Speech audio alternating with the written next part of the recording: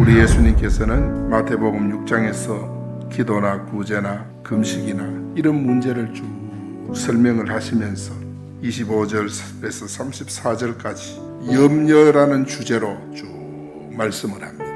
왜냐하면 염려는 신앙생활에 백해무익합니다. 마태복음 13장에 보면은 가시떨기에 떨어진 씨는 결실하지 못한다 그랬어요. 왜냐하면 재리의 염려 때문에. 재리가 뭐예요? 이 세상의 여러 가지 문제로 인해서 걱정이 되고 염려가 돼가지고 결실하지 못하는 것을 가시떨기에 떨어진 씨라고 말을 했어요.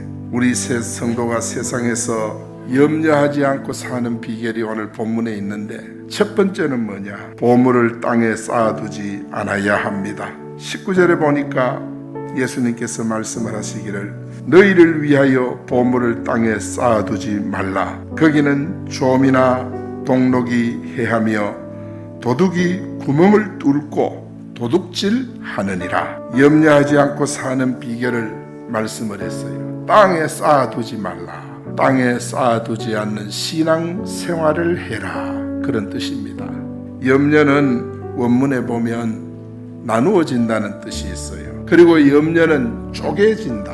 내 마음속에 염려하면 내 마음이 나누어져요. 주님 주신 평강으로 가득 차야 할 우리 마음이 물질 때문에 하나님과 쪼개어지는 거예요. 24절에 보면은 분명히 말했어요. 물질과 하나님을 겸하여 섬길 수 없다 그랬어. 우리는 물질도 좋고 하나님도 좋고 이렇게 안 된다 그랬어. 이 말은 뭐냐? 두 가지 가운데 하나를 선택해라.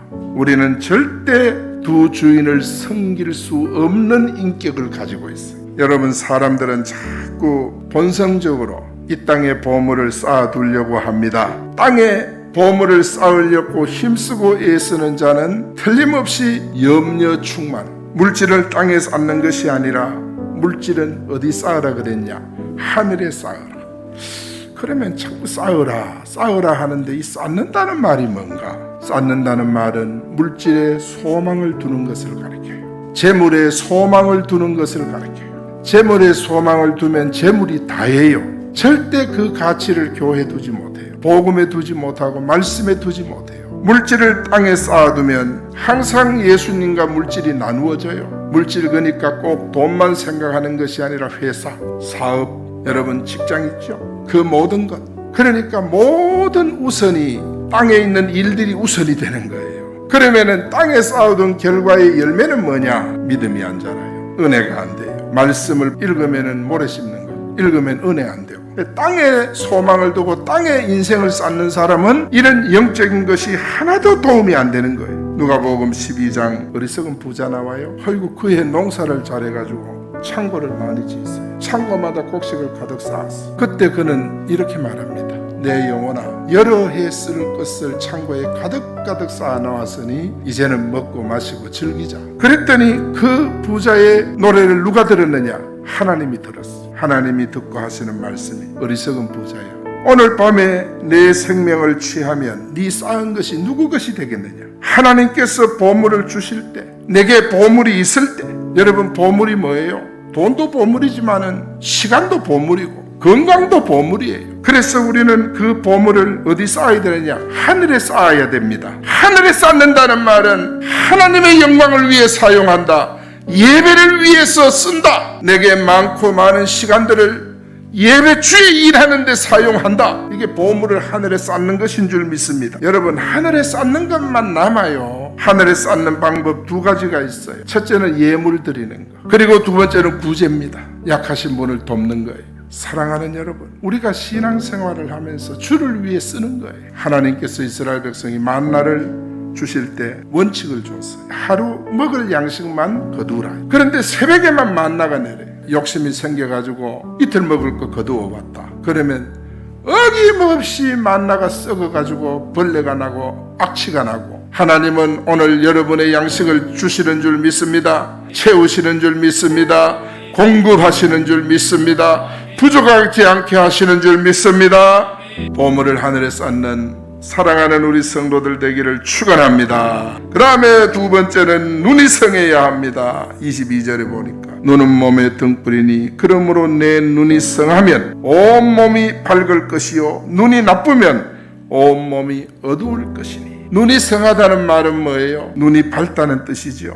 오직 예수님만 바라본다는 뜻이에요. 여러분, 주님 바라봐야 합니다. 일하다가도 주님 바라봐야 돼요. 여기 성하다고 하는 원문을 찾아보니까 주름이 없다 그런 뜻이에요. 단순하다, 천진난만하다. 눈이 성하면 이 말은 눈에 주름진 것이 없고 눈이 단순하고 눈이 천진난만하고. 오늘 우리는 이 눈의 상태, 이게 참 중요합니다. 눈이 순진하고 천진난만한 자가 되면 오직 예수님만 바라보게 되는 줄 믿습니다. 그래서 성한 눈은 천진난만하게 예수님을 바라보는 눈이에요. 시편 123편 2절에 보니까 상전의 손을 바라보는 종들의 눈같이, 여주인의 손을 바라보는 여종의 눈같이 우리의 눈이 우리 여호와 우리 하나님을 바라보며 오직 하나님만 보이면 이 땅에서 염려 없이 편하게 살 수 있게 돼요.